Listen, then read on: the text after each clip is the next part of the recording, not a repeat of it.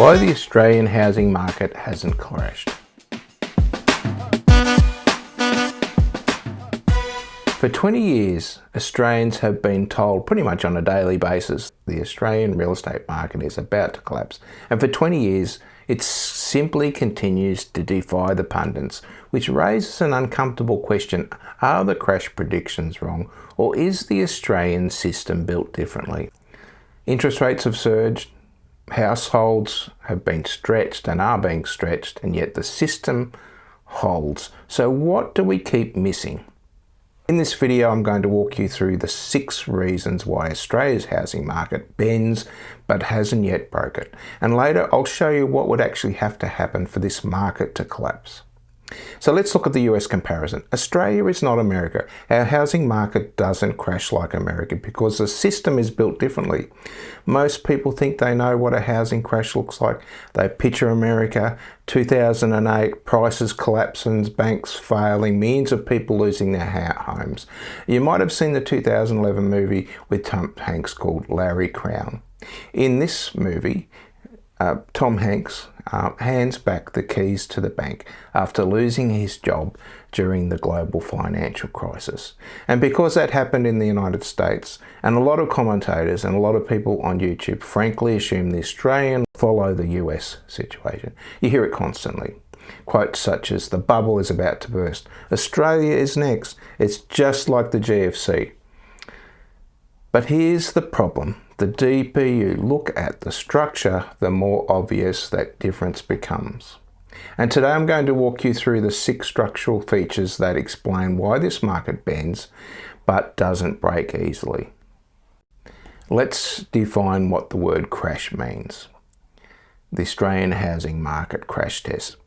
A crash means prices falling by between 20 and 30% nationally. The kind of decline that wipes out equity across the board and triggers widespread closures and panic. In Australia, that has never happened. We've had corrections. Sydney, for example, peak to trough correction was about up to 15%, and Melbourne around 11% in that cycle. But those were corrections, not collapses. So the real question is whether the prices can fall. They can. The real question is whether the structure of the Australian system could actually allow a US-style crash. So let's look at crash test number 1, household debt. Now let's deal with the elephant in the room, debt. There is no question that Australia has one of the most highly leveraged housing markets in the world. Measured against GDP, we have one of the highest levels of household debt globally, second only to Switzerland, which is higher. Guess who is well below Australia? The United States and the United Kingdom, well below Australia's indebtedness. And that makes people very nervous because the high debt makes households sensitive to interest rate rises. When borrowing costs rise, pressure on the household budgets rise too. And here's the thing, debt levels alone don't determine whether a market collapses. To understand the real risk, you need to look at how the system is actually built. Australia isn't really a property market, it's a credit market. When credit expands, prices rise easily. When credit contracts, prices come under pressure.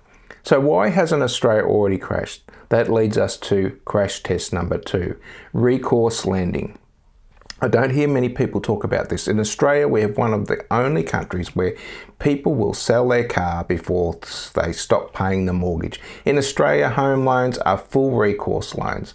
That means if you default on your mortgage, the bank doesn't just take your house. They can come after you personally, other assets, your income, the debt does not disappear. In parts of the United States, however, some states allowed non-recourse mortgages. Borrowers could hand back the keys to the bank and simply walk away, leaving the bank to stump up any shortfall on the loan. Now, I want to be precise here.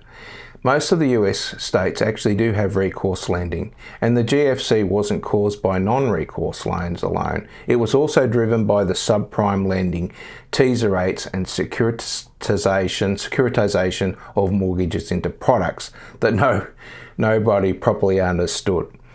It's well worth watching the movie The Big Short to better understand what happened there.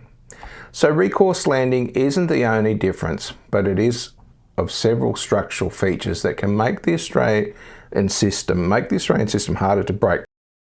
Okay, let's look at crash test number 3, interest rates. Historically low, interest rates have been one of the biggest drivers of the Australian property market to recent years. Rates started rising in 2022 after a long stretch of historically low borrowing costs.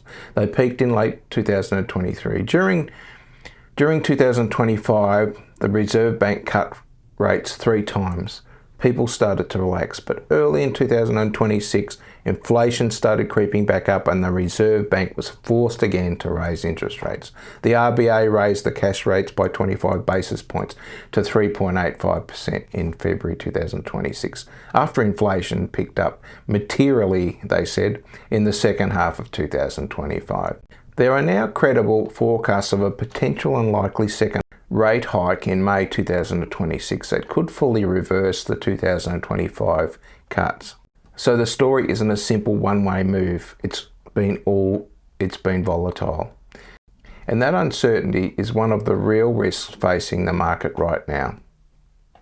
So what is it that always gets left out of the doom and gloom headline? Well, it's simply this. The Australian property market isn't just a collection of houses. It is the foundation of the entire economy. We're talking about $12 trillion of wealth. That's larger than the stock market and the superannuation system combined. It is the single largest store of wealth in the country. Think about what that actually means. If the Australian housing market crashed, it wouldn't just be a homeowner story. It would be the largest financial crisis in the country's history. It would hit the banking system immensely. It would hit the building industry and the building employment. It would also hit retirement savings. It would hit the government revenue. The entire economy system is connected to this market, and that is exactly why the structure of this system matters so much, because too much of the Australian economy depends on housing, the system, to simply be allowed to collapse. In other words, high debt makes the system riskier financially, but it also creates a stronger pressure for policymakers to stabilise it. So the issue of stabilisation leads us to crash test number 4, APRA lending rules.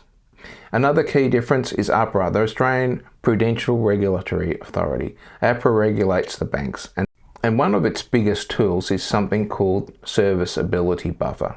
This is where banks test whether you can still afford the loan if interest rates rise by another 3%. So people are forced to borrow less than they technically could, which is a good thing. In plain English, Australian borrowers are stress tested harder before they ever get the loan. And that is one of the reasons our banking system has been more stable through property cycles. But lending rules alone don't explain the whole story. There's another force pushing in the opposite direction. This force is crash test number 5, population growth. The next structural force is demographics. Australia is one of the fastest growing developed countries in the world. 1.2 million. Let that number sink in. In the past 3 years, over 1.2 million people have immigrated to Australia. Net overseas migration peaked at 538,000 in the financial year of 22-23, declining to 446,000 in 23-24, and then to 306,000 in 2024-25. Every one of these people needs somewhere to live. That's 1.2 million over the 3 year. More people, not enough homes. That's a very hard combination for prices to fight against, and supply hasn't kept up. That's exactly why the housing market supply shortage. The reason behind the supply shortage are more complicated than people realise. The first issue is planning and zoning. In many Australian cities, large areas of land are restricted by zoning rules that limit density. That means there are fewer apartments and townhouses and fewer opportunities to increase the supply where people actually want to live. Planning approvals can also take years, which means developers face long delays before a single shovel hits the soil. Second issue is the construction capacity. Australia has a relatively small construction workforce compared with the scale of the housing demand. Labour shortages, rising material and costs, a series of high-profile builder insolvencies in recent years, all of that makes it harder to deliver large volumes of new housing quickly. Third issue is infrastructure. New housing developments are required: roads, transport, schools and utilities. These investments take time and significant government funding and investment, and without the infrastructure, large-scale housing simply can't happen. The National Housing Supply and Affordability Council projects a shortfall of 262,000 dwellings against the 1.2 million housing accord targeted by 2029. UDIA forecasts a further 400,000 shortfall for capital cities alone. In plain English, we simply haven't built enough homes. When planning delays, construction constraints and immigration demand all collide, the pressure on prices stays upward. So let's get back to the fundamentals. Is Australia one big real estate market or a number of smaller markets which reprice themselves suburb by suburb? And what are the experts' predictions for prices in 2026? Let's look at Melbourne, for example, the exception. Not every market in Australia is performing the same. Melbourne was one of the weaker markets through 2024 and 25, held back by higher state taxes, inner city apartment oversupply and the long after effects of COVID lockdowns. But that has started to change. So yes, local markets can come under real pressure, but that is very different from a national collapse. And here's what makes this even more significant. Governments are running out of leverage to fix it. Crash test number 6, the double leverage effect. Here's another structural change in the Australian housing system that doesn't get talked about very often. It's government debt. In earlier property cycles, particularly the housing boom through the 1990s and early 2000, most of the leverage in the system sat with households. Home buyers borrowed heavily, but government balance sheets were comparatively stronger. Today, the picture looks different, and that's right around the globe. The governments are in debt, heavily in debt. Australian households are still amongst the most highly indebted in the developed world, but governments are also now carrying far more debt as well. Federal and state governments took on large amounts of debt during the pandemic years to stabilise the economy. That debt now sits alongside a housing market that is already highly leveraged, which means both households and governments are loaded with debt. Some commentators argue that makes the system more fragile, and financially there is truth in that. But there's another dynamic at work. When both households and governments are heavily exposed to the housing system, the pressure to stabilise that system becomes much stronger, because a severe property collapse wouldn't just affect homeowners, it would hit bank balance sheets, it would hit construction, employment, it would hit state government revenue, and it would hit the broader economy. In other words, the housing market now sits at the centre of both private balance sheets and public finances. And that creates a powerful incentive for policymakers to step in when the system comes under pressure. And that doesn't mean prices can't fall. They can. But it does mean the system has a lot of pressure building and pushing towards stability. So what actually causes a housing crash? At this point, a reasonable question is this: if Australia's housing market is so structurally supported, what actually causes a housing price market correction or a crash? Because housing markets do collapse, and when they do, the cause is usually not what people think. It's rarely just high prices, it's rarely just interest rates. Historically, major crashes tend to involve three things happening at the same time: a contraction in credit, stress in the banking system, and a sharp rise in unemployment. Let's look at each of those. First, credit contraction. Housing markets are powered by borrowing. When banks expand lending, buyers can access more credit and prices can rise. But if banks suddenly restrict lending because of losses, regulation or fear, the opposite happens. Buyers disappear, transactions fail, and prices start to move lower. This is exactly what happened during the global financial crisis in countries like the United States, Ireland, and Spain, where credit contraction drove sharp housing collapses. In Australia, notably, avoided the worst of that, but the mechanism was the same wherever it did take hold. Banks pulled back, and without credit, housing markets fell sharply. Second, banking crisis. In many of the biggest housing collapses globally, the banking system itself was part of the problem. Banks had large exposure to property loans. When prices fell, loans losses increased.